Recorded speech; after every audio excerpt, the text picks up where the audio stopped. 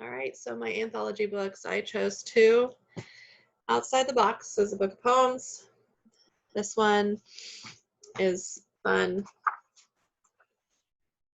Little book, all kinds of poems, but nothing I really could see myself reading to. So I ended up choosing Shout by Lori Halse Anderson. She has a book prior to this called Speak. If you have not read these books, I recommend them highly.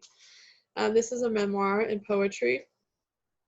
And so the book that poem that I'm about to read to you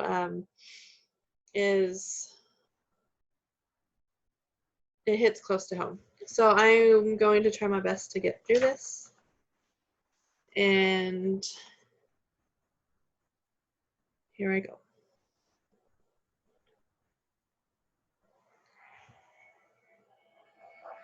Forgiveness. Take your age the first time a stranger touched your body with danger in his hands. Evil-minded. But it's not usually a stranger, is it? Most times you think you know him, but not really.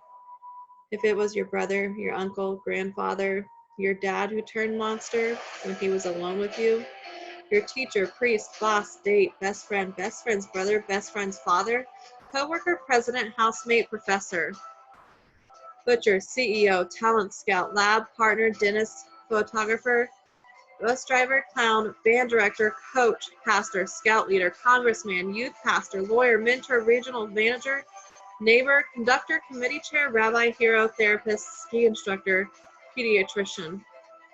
The dad of the kids you babysit who volunteered to drive you home. The boy you were falling in love with.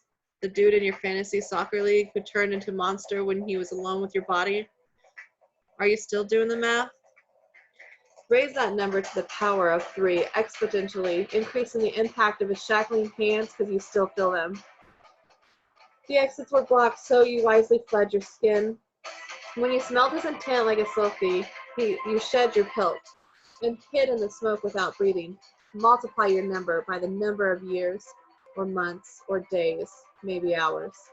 Before you spoke up about the molestation, fondling, foreseeable touching, being chased to the door, promised the part, offered a higher grade, had your career threatened, your kids threatened, manhandled against the wall.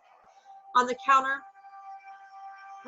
the floor, the ground, the desk, dirty words spit in your hair, the twisting of your arm because he can't come until you cry.